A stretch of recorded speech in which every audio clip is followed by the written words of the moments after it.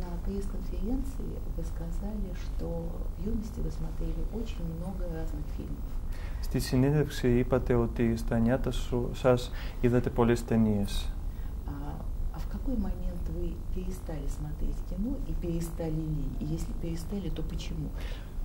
Και пότε τελειώσατε να τις дите και γιατί, αν αυτό έγινε? Когда он говорит большими кусками, вы переводите после него, потому что это из телевидения. Εσείς θα μιλάτε, όχι συνέχεια, λίγο έτσι, 2-3 προτάσεις και εγώ θα κάνω ύστερα τη μετάφραση. Κοίταξε, πάντα βλέπω ταινίες, αλλά κάνω μια επιλογή. Εκείνη την εποχή έβλεπα τα πάντα. Έβλεπα, επειδή έπρεπε να δω ό,τι προηγήθηκε καταρχήν.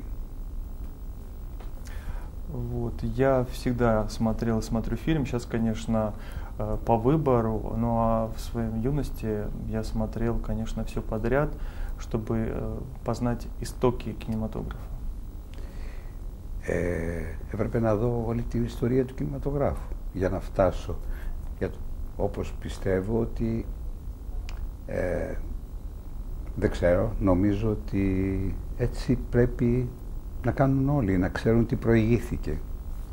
Вот, и благодаря этому я познавал историю кинематографа, и я думаю, что те, кто интересуется этим, должны именно начинать с этого, начиная с начала, с истоков и до сегодняшнего дня.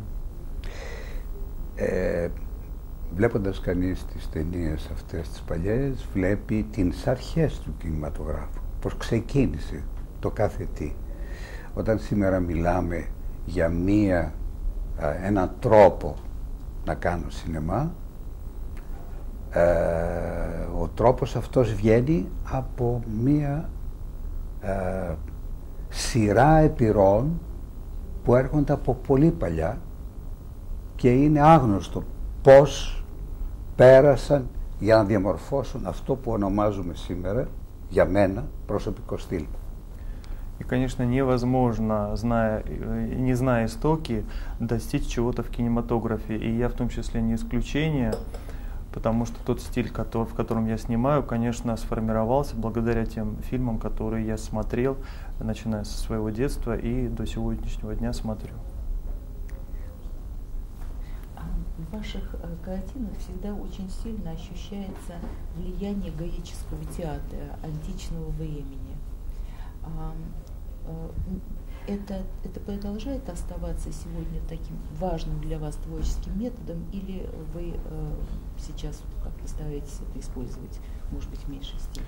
Στις ταινίες σας πάντα βλέπουμε στοιχεία από αρχαιοελληνικό θέατρο.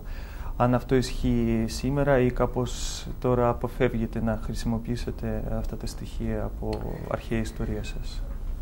Νομίζω ότι οι επιρροές είναι πάντα είναι επιρροές τις οποίες κανείς τις έχει, διότι εμείς μεγαλώσαμε με το αρχαίο ελληνικό θέατρο και στο σχολείο και αργότερα στα ανοιχτά θέατρα στην Ελλάδα.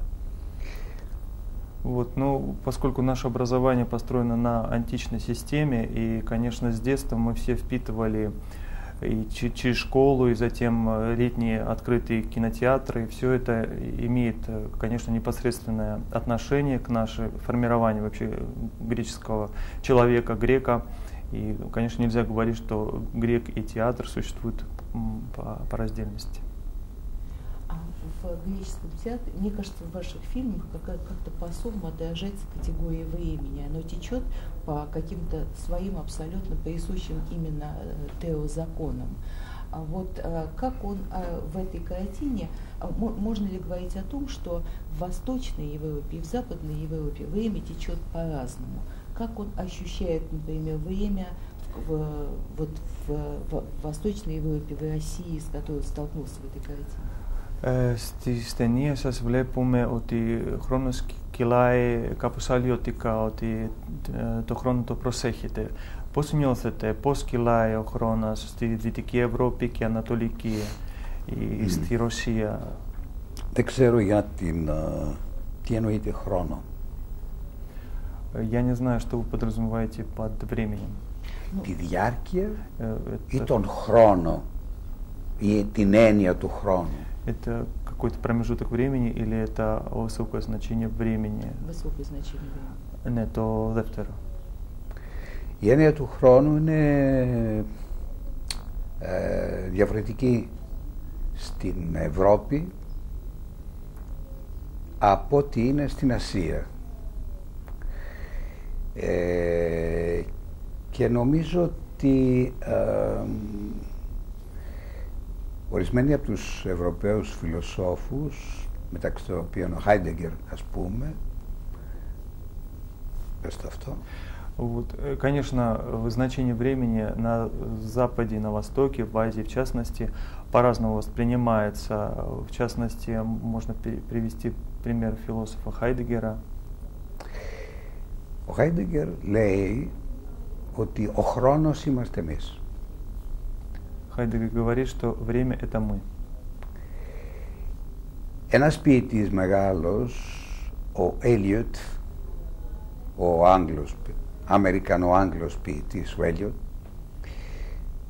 υπάρχει ένας στίχος στα 4 κουαρτέτα που λέει time future and time past is time present in the future. Αυτό σημαίνει ο μέλλον χρόνος και ο παρελθόν χρόνος είναι παρόν χρόνος στο μέλλον. Известный англо-американский поэт Эллиот говорит о том, что будущее время... Πώς είναι ακριβώς, γιατί είναι λίγο δύσκολο с английского. Θα τα λέω φράση-φράση. Да, я буду переводить это по фразе. Ο μέλλον χρόνος Будущее время και ο παρελθόν χρόνος и прошлое время είναι παρόν χρόνος это настоящее время στο μέλλον. в будущем. Που σημαίνει ότι η έννοια του χρόνου είναι τελείως υποκειμενική. Τελείως υποκειμενική, πες το. Это говорит о том, что значение времени совершенно субъективное понятие. Και ότι αυτό βρίσκει η άποψη του Έλιοτ, ο στίχος του Έλιοτ βρίσκει την ίδια άποψη με τον Χάιντεγκερ που λέει ο χρόνος είμαστε εμείς. Вот и этот стих Эллиота соотносится с теми словами Хайдеггера в отношении того, что время — это мы. Στην ταινία «Η σκόρη του χρόνου» υπάρχει μια αντίληψη της έννοιας του χρόνου ακριβώς αυτή. И в последнем моем фильме «Пыль времени» как раз восприятие времени таково. Δεν υπάρχει παρελθόν, παρόν, μέλλον. Не существует прошлого, настоящего, будущего. Όλα είναι τώρα. Все происходит сейчас. Και όλα είναι μέσα στο μυαλό του σκηνοθέτη που κάνει την ταινία. И все это находится в уме режиссера, который снимает фильм. Γι' αυτό το λόγο και ο σκηνοθέτης είναι ίδιος πάντα. По этой причине режиссер всегда один и тот же. Είναι στο τώρα. Он находится сейчас, в настоящем времени. Και όλα τα υπόλοιπα είναι σκέψεις. Και όλα τα υπόλοιπα είναι σκέψεις. Δυσκολεύεσαι. Όχι, όχι. Όλα τα υπόλοιπα είναι σκέψεις. И все остальное — это мысли. Είναι στο μυαλό του. Они находятся у него в голове. Όλη η ταινία είναι στο μυαλό του. Πες μετάφραζε. Ναι, он просит, чтобы я переводил. Весь фильм, он находится в голове у режиссера. Όλη η ταινία είναι στο μυαλό του. Весь фильм. Ανοίγει μια πόρτα από ένα στούντιο και βγαίνει στο Βερολίνο. Он открывает дверь одной студии, некой студии, и выходит в Берлине, оказывается. Δεν υπάρχει χρόνος λοιπόν. Времени не Όλα είναι εδώ. Все в голове. В вашем фильме проходит, мне очень важно то, что он сказал, в вашем фильме проходит вся история 20 века. Можно ли сказать, что это уже одновременная история 21 века, которая только начинается? Στη ταινία σας βλέπουμε όλη την ιστορία του 20ου αιώνα. Μπορούμε να πούμε ότι είναι και η ιστορία του 21ου αιώνα. Όχι. Καταρχήν δεν είναι όλη η ιστορία του 20ου αιώνα. Нет, конечно. Ну, во-первых, нельзя сказать, что в фильме вся история 20 века. Εγώ αγγίζω αυτό που θεωρούσα ότι είναι τα κρίσιμα σημάδια του δεύτερου μισού του 20ου αιώνα. В этом фильме я касаюсь самых важных моментов второй половины 20 века. Από το θάνατο του Στάλιν ως την πτώση του τείχους του Βερολίνου, ως το Watergate το αμερικάνικο, ως τα στρατόπεδα, τη Σιβηρία κλπ, ως την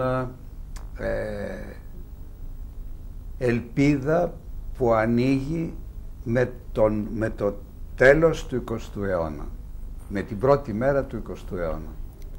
Такие как моменты, как смерть Сталина, падение Берлинской стены, Уотергейт в Америке, касаются также тем лагерей сибирских, и под конец это надежда, с которой мы оканчивали 20 век и вступали в 21. Νομίζω ότι ο θάνατος του Στάλιν σημαδεύει το τέλος του σοσιαλιστικού πειράματος και η πτώση του τείχους του Βερολίνου, το τέλος, έτσι είναι βέβαια, το τέλος της ολόκληρης των χωρών του υπαρκτού σοσιαλισμού. Я думаю, что со смертью Сталина закончился социалистический опыт над народами бывшего Советского Союза, а с падением Берлинской стены это конец Восточного блока и в целом. Μόνο που με το θάνατο του Στάλιν δεν έγινε αντιληπτό ότι ήταν το τέλος του σοσιαλιστικού πειράματος, τουλάχιστον στη Δύση. Единственное, хотелось сказать, что, конечно, со смертью Сталина не сразу же все поняли, что это конец социалистической системы, особенно на Западе. Έγινε κατανοητό στη Δύση μετά το 89, δηλαδή μετά την πτώση του τείχους του Βερολίνου. На Западе это поняли уже после 89 года, то есть после падения Берлинской стены. Βεβαίως, όλοι νομίσαμε ότι το τέλος του τείχους του Βερολίνου όχι μόνο σημάδευε το τέλος του υπαρκτού σοσιαλισμού, αλλά και μια καινούρια εποχή. Но мы все надеялись, что с падением Берлинской стены начнется новый период надежды. Όμως αυτή η καινούρια εποχή δεν ήρθε. Но, к сожалению, эта эпоха не наступила.